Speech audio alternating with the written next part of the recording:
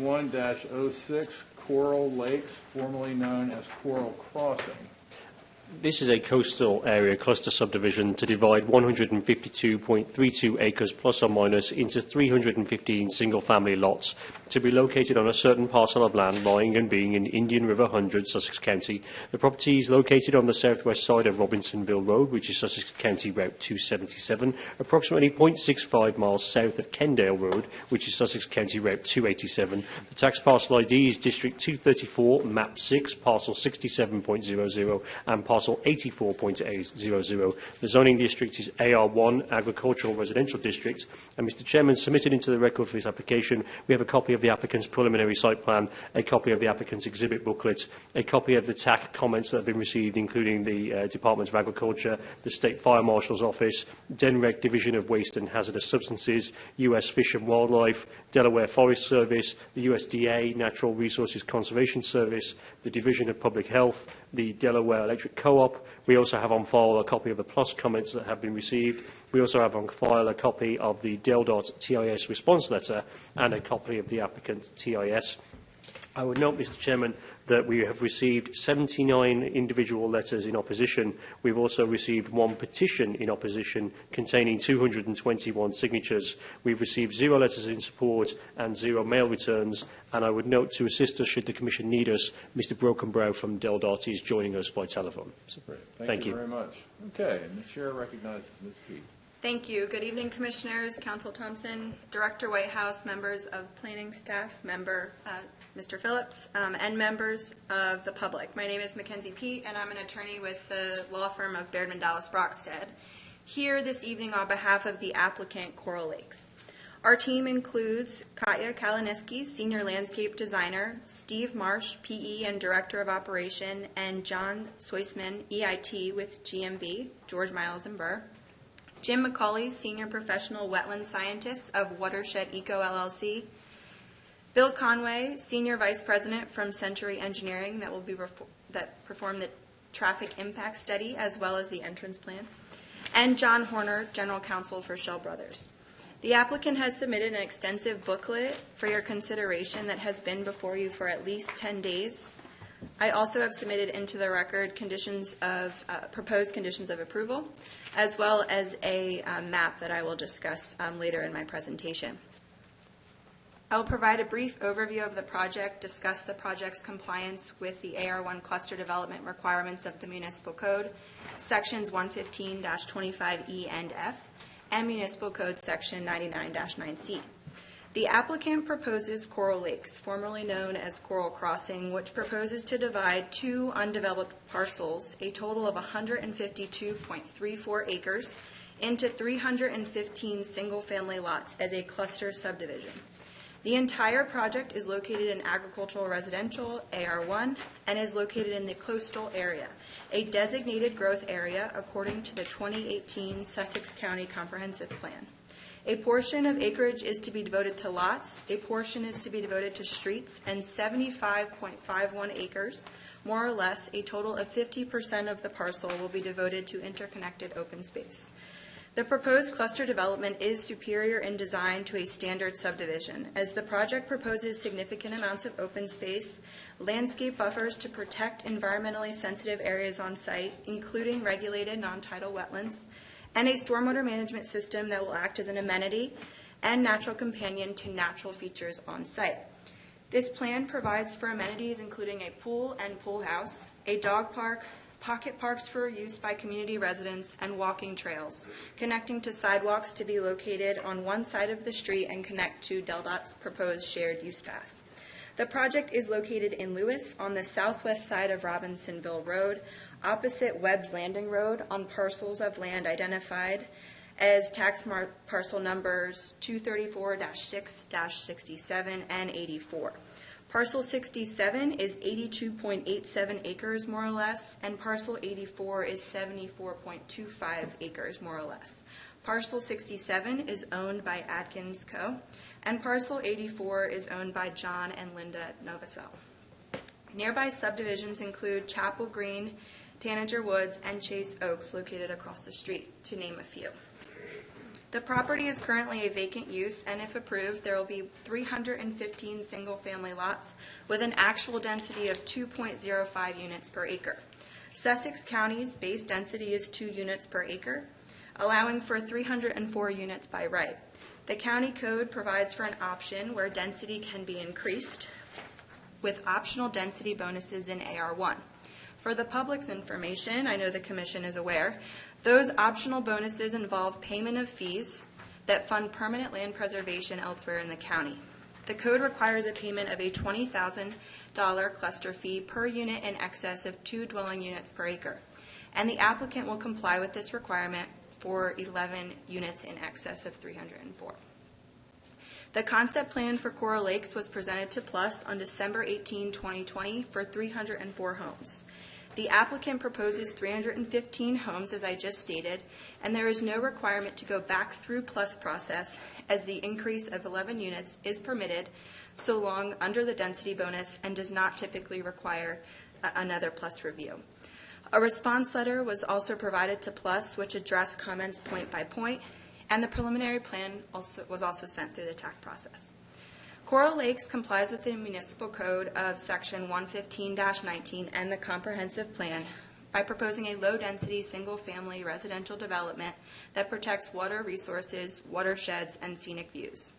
The parcel is located in AR1, requiring a minimum lot area of 7,500 square feet, a minimum lot width of 60 feet, front yard setbacks of 25 feet, side and rear yard setbacks of 10 feet, and a maximum building height of 42 feet.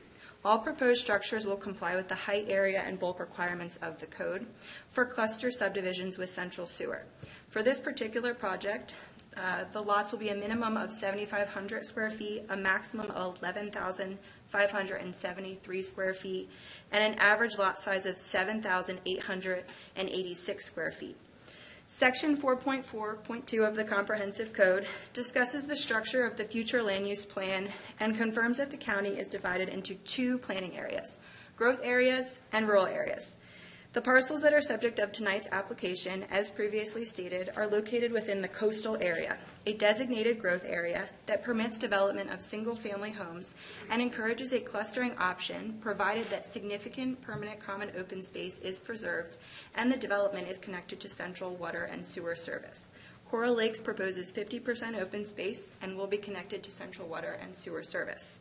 The project is located within investment levels 3 and 4, with a small portion of the site in investment 3 and a balance of the site in investment 4, according to the state strategies for state policies and spending map. The Cabinet Committee on State Planning Issues, through the Office of State Planning Coordination, developed the first Delaware strategies for state policies and spending map in 1999 to be updated every 5 years, with the most recent update in 2020. The state strategies were designed to help the committee guide state investment decisions and serve as a framework for coordinating plans and actions of local governments.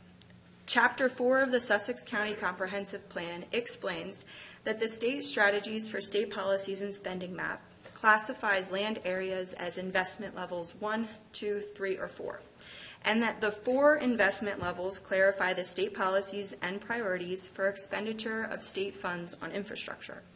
As the comprehensive plan states, the state strategies for state policies and spending map are not parcel-based and are not a land use plan, and it is required that any land development be in compliance with the comprehensive plan and meet all relevant codes and ordinances of the local jurisdiction. So what does that mean for this project?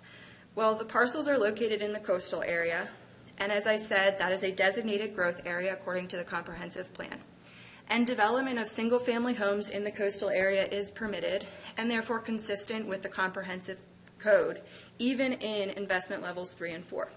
It may be true that the state will not prioritize funding in investment levels 3 and 4, but that does not mean that development cannot take place in those classification levels. What is also critically important to understand is that the major subdivisions have consistently been approved in investment levels 3 and 4 in Sussex County. Submitted into the record this evening, if that could be pulled up, was to Mr. Phillips. There was a USB submitted into the record that GMB prepared specifically.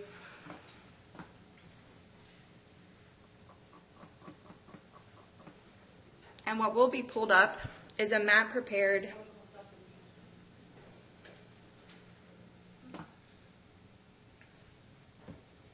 Thank you. So GMB, our engineering team, prepared this map that has been submitted into the record, and it displays the investment level classification layer in addition to major subdivisions approved in the area. By hand count, there are 43 subdivisions that have been approved within investment level 4 in proximity of the site. Director Whitehouse, that can be removed from this screen. The project complies with Chapter 115-25E of the AR1 District Design Requirements for cluster development for the reasons stated in the project reference material prepared by GMB and for the following reasons. The proposed cluster development complies with the community design section of the comprehensive plan. Housing types are limited to single-family detached dwellings. A forested buffer will be provided in the minimum of 30 feet. Proposed homes in Coral Lakes are more than 50 feet from the perimeter of the site, and as I just stated, a 30-feet buffer will be provided. No proposed lots have direct access to state-maintained roads. All lots will be configured outside of regulated wetlands. The site was evaluated for existence of regulated wetlands by Watershed Eco in 2020. The applicant received an approved jurisdictional determination on April 12, 2021, submitted into the record along with the delineation prepared by Watershed Eco, and Mr. McCauley is here this evening who will provide additional information on that approved JD and explain that the approved JD identified jurisdictional wetlands in addition to non-jurisdictional areas considered to be isolated low areas with no connection to navigable waters of the United States. Notably, the Sussex County Code does not define wetlands other than in the context of buffer zones. Specifically, Section 115-193 provides the following definition for wetlands: a private or state wetland, as defined by the Delaware Department of Natural Resources and Environmental Control Regulations and maps as promulgated pursuant to Chapter 66, Title 7 of the Delaware Code. The isolated low areas identified in the approved JD do not meet DNREC's definition of wetlands and therefore do not meet the county's definition of wetlands and are otherwise unregulated. In addition to these non-jurisdictional areas, there are regulated non-tidal wetlands on site. To be clear, all proposed lots in Coral Lakes will be configured outside of those regulated wetlands, and specifically the regulated non-tidal wetlands that meet the definition of wetlands as defined by DNREC consistent with the county code. The applicant is proposing a 50-feet buffer from the non-tidal jurisdictional wetlands in excess of the code's 25 feet buffer requirement from non-tidal wetlands, which is a 2 times width required by code. The proposed community will be served by central water and wastewater systems. Wastewater is anticipated to be provided by Sussex County. Water service will be provided by Tidewater, as confirmed in the will serve letter submitted into the record. The project complies with Chapter 115-25F for a cluster development as well. The proposed lots and amenities are located within environmentally suitable areas of the site for reasons previously stated and for reasons to be explained by the developer's engineering team and professional wetland scientists to follow my presentation. The approved jurisdictional delineation and agency responses from the National Marine Fisheries, U.S. Fish and Wildlife Service, and DNREC Heritage have been submitted into the record. Questions related to those agency responses will be answered and addressed by Mr. McCauley. The open space provided meets the official definition of open space as contained in Section 115-4 of the Code and other open space requirements of the Code. Specifically, the required open space is equal to 30%, which is equal to 45.7 acres more or less for this project. The applicant is proposing 50% open space equal to 75.51 acres more or less. And the code then further requires that 30% or 13.7 acres is required to be on one contiguous tract of land. And this project proposes 46.03 acres more or less of contiguous open space, which is more than 3 times the required open space required by county code. Open space in a cluster development further requires the inclusion of a pedestrian trail system accessible to residents, which has also been provided. As stated, a 30-feet forested buffer is provided. Stormwater will be handled on site and will meet the current state of Delaware regulations, as our engineering team will discuss. Clearing of any existing wooded area is limited to the amount required to develop the project. Forested areas in the buffer will remain, and preservation of mature woodlands has been prioritized in environmentally sensitive areas where there are jurisdictional non-tidal wetlands. The project preserves scenic views, limiting back-to-back lots and providing gaps between lots. The land plan preserved natural facilities and proposes sidewalks and connections to DelDOT's proposed shared use path. Open space adjacent to natural areas has been prioritized, and existing grades and drainage areas are considered in the lot layout.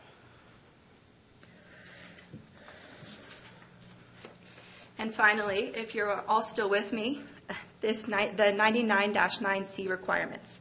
The proposed development plan complies with the 99-C requirements for the following reasons. The plan integrates the proposed subdivision into existing terrain and surrounding landscape.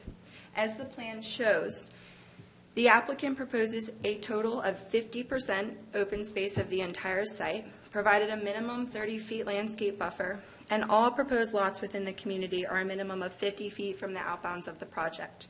There are isolated low areas located on the site in addition to jurisdictional non-tidal wetlands. All lots will be configured outside of regulated wetlands, and a minimum 25 feet buffer from jurisdictional non-tidal wetlands will be provided, but as I just stated, 50 feet will actually be provided. The project is located within flood zone X, and all proposed lots are located within the same. There are no known sites that require historic preservation on site, and the plan minimizes impacts of natural features. The plan preserves large tracts of open space and preserves scenic views, as previously mentioned multiple times now. There will be a minimization of trees, vegetation, and soil removal and grade changes. Screening of objectionable features from neighboring properties and roadways will be provided by the 30-feet landscape buffer around the perimeter of the site. Water will be provided by Tidewater Utilities, as evidenced in the will serve letter included in your exhibit booklet. Wastewater is anticipated to be provided by the county. All runoff from Coral Lakes will be directed via the closed road section and storm drain network into a stormwater management system consisting of best management practices, and all of this will be explained by our engineering team. The proposed plan and development is planned in a way to minimize erosion and sedimentation, changes in groundwater levels, increased rates of runoff, potential for flooding, and design of drainage so that groundwater recharge is maximized. The plan accounts for safe vehicular and pedestrian movement within the site and 2 adjacent ways. The entrance to the community will be designed per current DelDOT standards, and all roadways will be designed in accordance with Sussex County standards.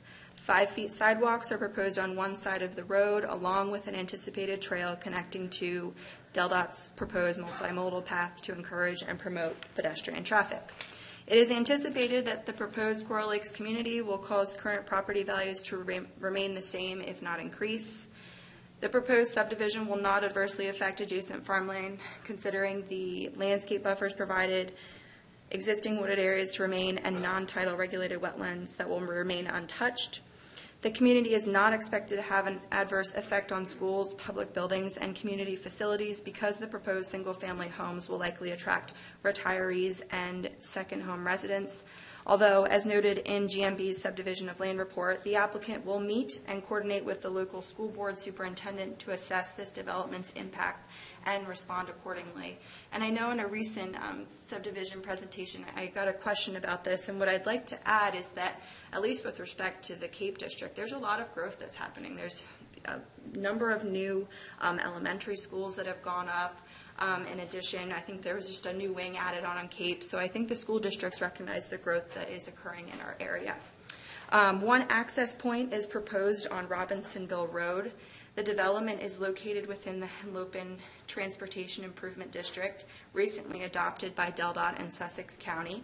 For plans consistent with the Land Use and Transportation Plan, the developer is required to pay a fee per dwelling in lieu of performing a traffic impact study.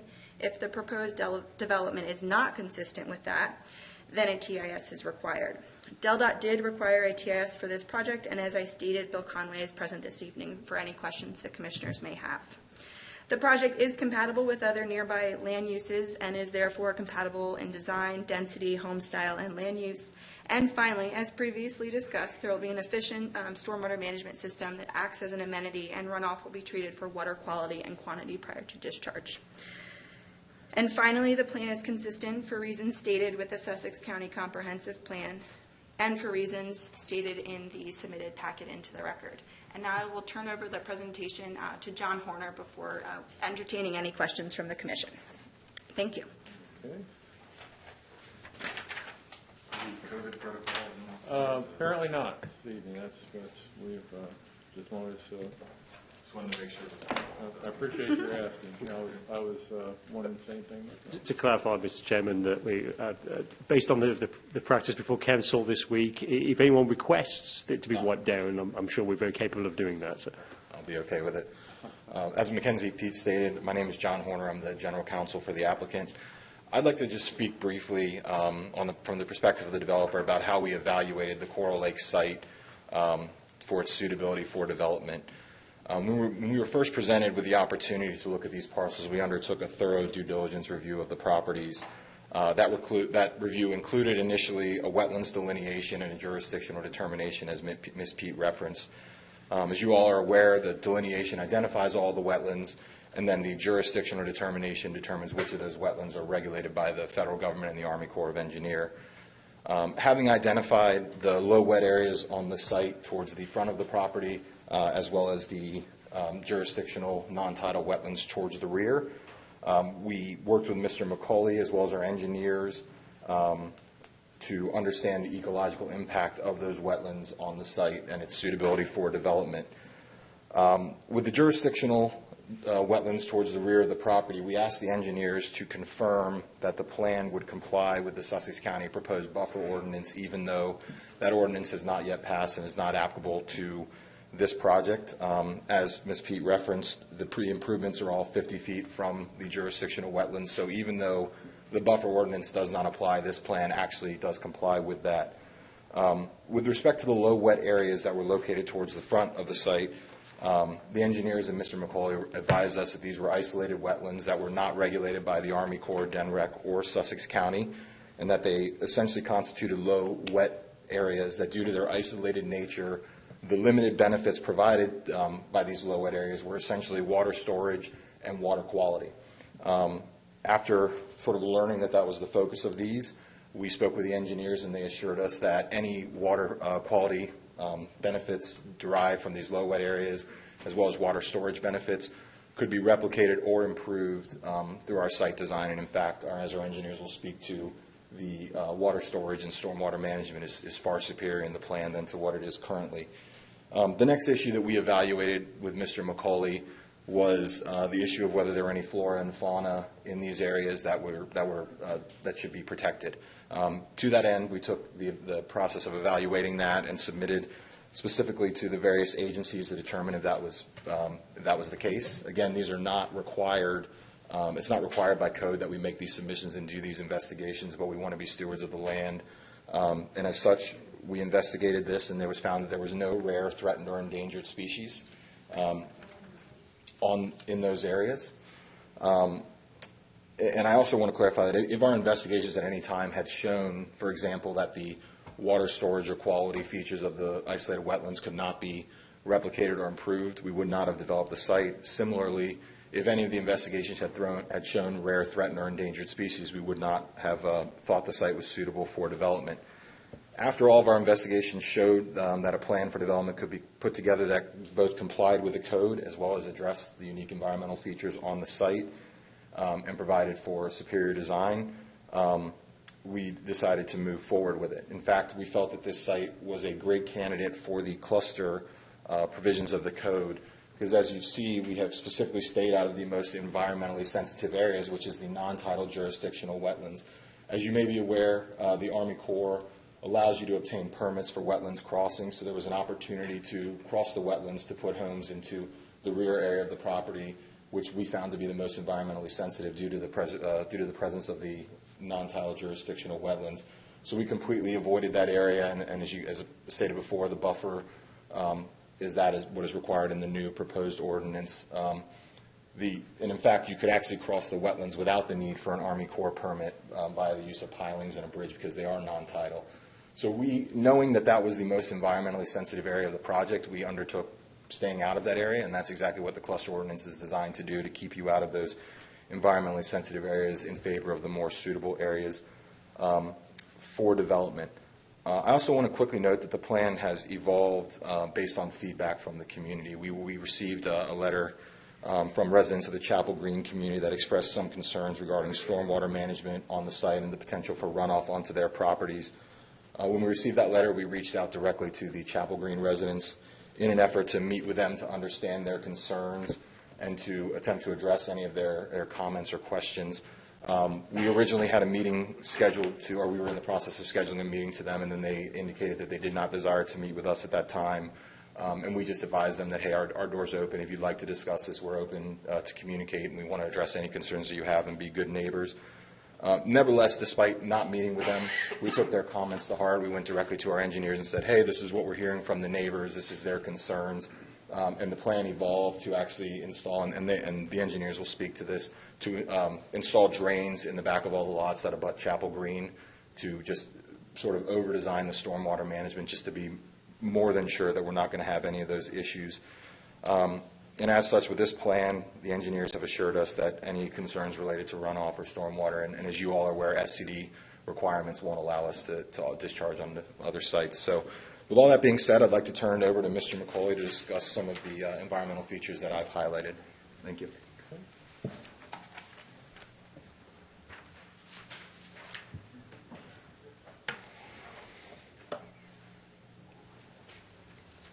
Mr. Chairman, Commissioners, staff, my name is Jim McCulley from Watershed Eco. I'm the owner of Watershed Eco, which is located at 100 Biddle Avenue, Newark, Delaware. We began work on this site in 2018, mapping the wetlands. We confirmed the wetlands mapping in 2020, and as has been stated a couple times here tonight, on April 12, 2021, the U.S. Army Corps of Engineers issued an approved jurisdictional determination, or an AJD. I think you guys have a copy of that. And just for clarification, an AJD is a final action by the Corps. It's good for 5 years, so this one is good until April 12th, 2026. The AJD identified jurisdictional waters on the site which were non-tidal wetlands, which are depicted on the plan and are being avoided, as has been said a couple times tonight. The AJD also identified areas that were not under the Corps of Engineers jurisdiction, and these included the uplands on the site and the low wet areas that have been addressed a couple times also tonight. Just for clarification, I'd like to say that isolated wetlands were the subject of the Supreme Court decision on January 9th, 2001, known as the Swank decision. It's Southern Waste Agency of Northern Cook County in Illinois, where the Supreme Court said that the U.S. Army Corps of Engineers and the U.S. EPA should not be regulating isolated wetlands and waters as federal jurisdictional areas if there's not a significant nexus to navigable waters. In other words, if they don't drain to or have some effect on traditional navigable waters. And so this is not something new. This is since 2001 that these areas haven't been regulated. As has been also mentioned, we made data requests to the following agencies, which revealed no concerns related to rare, threatened, and endangered species or habitats. National Marine Fisheries, we got a response from them on November 20th, 2020. U.S. Fish and Wildlife Service, we got a response from them on the same day. And DNREC Heritage Department, which handles rare species and habitats, December 10th, 2020, and I think you have copies of all of that. And it's also been mentioned here tonight that even though not specifically designed to meet the proposed buffer ordinances, this project does meet the proposed ordinance. That's all I have. Thank you. Turn it over to Couch. Yeah. Sorry. Good evening. I'm Katja Kalinski, landscape architect with GMB. The 2018 Buffer Ordinance was approved by the Corps of Engineers. It was As the engineer preparing site plans for the proposed Coral Lake subdivision, GMB is required to submit plans, reports, and computations to several local, state, and federal agencies that in part compare existing and proposed site conditions. The plans are reviewed for changes to land use, land cover, topography, groundwater conditions, and many others. For the Coral Lakes project, GMB is required to submit sediment and stormwater plans to the Sussex Conservation District, which administers the state's sediment and stormwater regulations, which have been promulgated so that development does not negatively impact adjacent or downstream properties, groundwater, or waterways. Stormwater in specific must meet both quality and quantity management requirements to ensure there are no adverse impacts. GMB has submitted plans to the Sussex Conservation District for Coral Lakes that exceed the levels of treatment required by current regulations. GMB proposes a system of 13 wet ponds to be used for stormwater management. We have a series of yard drains along the back of all lots abutting neighboring parcels to direct runoff to the stormwater management wet ponds instead to the neighboring properties. In addition to the yard drain network, GMB has proposed a required landscape buffer of 30 feet from all property boundaries that will remain intact and undisturbed, so any drainage within adjacent properties or the 30-foot landscape buffer will remain consistent with the existing conditions. Any runoff at the interface between Coral Lakes and Chapel Green will be intercepted by the drains installed along the rear yards of proposed Coral Lakes lots. Overall, the proposed stormwater management system will reduce off-site peak flows during the 1, 2, 10, and 100-year rainfall events. In contrast to quantity management, stormwater quality management requirements also must be met. Quality management requirements are determined based on 3 criteria: the total area disturbed, soil types within that area, and the existing versus proposed land uses. The quality requirement is a volume that must be treated during the resource protection event, which is roughly equated to a 1-year storm event. DENREC has provided a tool called the Delaware Urban Runoff Management Model to calculate the required resource protection event treatment volume. The proposed system of wet ponds roughly triple the required amount. And that's all I have. Okay, thank you.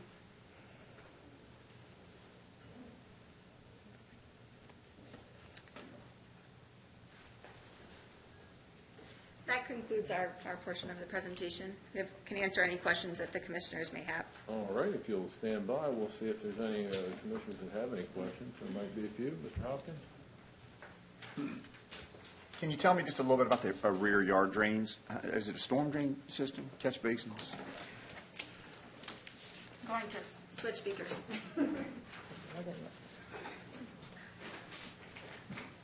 Good evening. My name is Steve Marsh. I'm an engineer with GMB. I work primarily out of Salisbury and Ocean View. This is drainage system, and by code, we have to run the calculations to catch the 10-year event. So the 10-year event has to stay within the banks and not spill over. And that gets connected then into the drainage system for the whole project and directed into the stormwater system, into the ponds. So one way or another, you're capturing it and channeling it over to the ponds. Correct. And can you just show us again where the wetlands are? So the jurisdictional wetlands are shown in that kind of hatch area at the back of the project. There you go.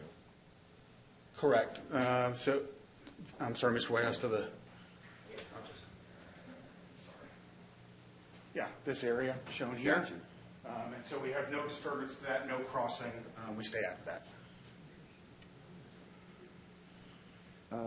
I think that's all I have. Thanks. Okay, all right. Ms. Wingate? I just have a couple. So to that point with the yard drains, are you going to put them just on the southern end of the project that butts up to, what's this property next to us, the community next to us, Chapel Green? Or would they be around the entire perimeter, the outside perimeter of? So anywhere that's butting up to other development or that we're required by code to intercept any flow before it kind of goes off-site. We can't make anything worse. So anywhere that's the case, we'll be intercepting that flow and bringing it into the site to the stormwater Around management the whole system. thing, okay. And then I need to do my due diligence with Ms. Huey Stevenson being out. Interconnectivity. So it looks like there's a couple of opportunities. Obviously, the one on the south side wouldn't work because there's development there, but or maybe that would work, yeah. So is there a plan to try to do some interconnectivity? I noticed that was a comment in Del Dut's. So, Report as well. we're happy to look into it more. We can't connect to something that's already developed. I think to the north is Tanger Woods. We did, I know Ms. Stevenson always asks about also alternative exits. So, at the front stormwater system, if that's an issue, we can kind of split that pond and have just an emergency exit, a secondary emergency exit from the site. Along that kind of long skinny pond along the front, but not a everyday exit. It would just be for emergency access. Yeah, which I so think that's a is possibility. always concern. We've thought about that, so we Okay. could, if that's requested, we could do that pretty easily. Okay. And I think you addressed, or the team has addressed the concerns that we just got in this notice tonight, file copy opposition from Chapel Green. I think that's probably until may have more questions later. And I'm just assuming that this cool spring should probably say Coral Lakes. Yes, it should. Proposed conditions, just to correct it for the record. That's all I have. All right, Mears? No questions, Mr. Chairman. Okay. Mr. Whitehouse? None for me, thank you. Okay. Mr. Thompson? No, thank you. Okay. I've got just a couple. Just curious, probably for Mr. Marsh, the Sarah Run that goes through the property, are there any stricter stormwater management standards that apply because of that, or how does that affect your stormwater design? That's a good question, and we actually looked at that today. So that's, coming off-site, it's a blue line stream down, all the way down. I guess it ties into Sarah Run and then Love Creek. So the Conservation District, we have to show there's adequate capacity. We are reducing the 100-year event in terms of peak flow. And so that's all part of the Conservation District review in terms of adequate capacity of receiving waters. Okay. Also, isn't there an airstrip nearby here next to this? To the this development? There's people nodding yes, but I'm not sure where it's located. Yeah, I'm thinking that there is, and I would just say that if there is, there probably should be some kind of notice if this actually gets approved. There should at least be some kind of notice that,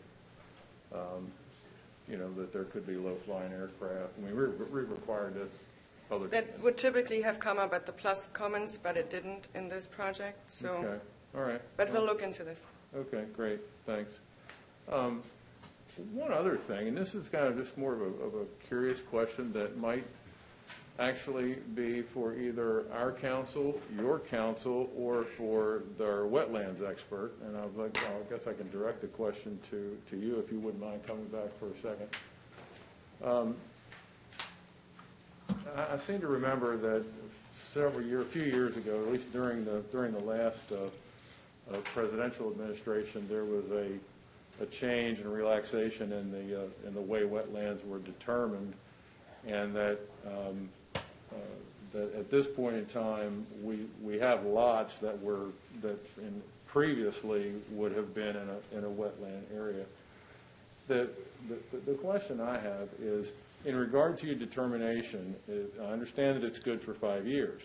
If those regulations, though, were to change in the next year or two, or change before you got your project approved and built, would that have any effect on that? What would the effect of that be?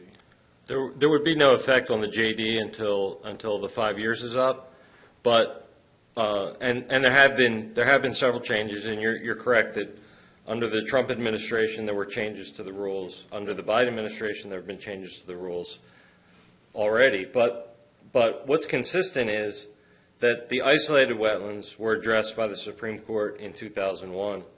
And so this is not, it doesn't rely on what each administration does. It relies on a decision that the Supreme Court made in 2001. Okay.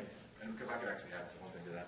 Well, And so to actually further answer the question on that, the rules have actually changed from the Trump era's Waters of the United States rule.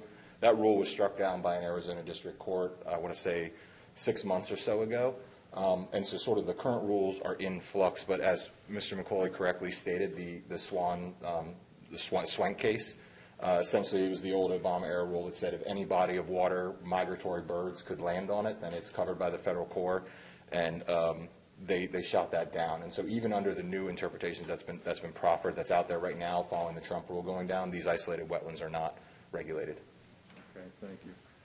Mr. Thompson, does that kind of comport with what your understanding is based on what you know today? Or, Based on my current understanding, that's correct. Okay, all right. Just wanted to ask that question. All right then. We thank you. So let's see if there's anyone here that has an interest in your application. I suspect there might be a few.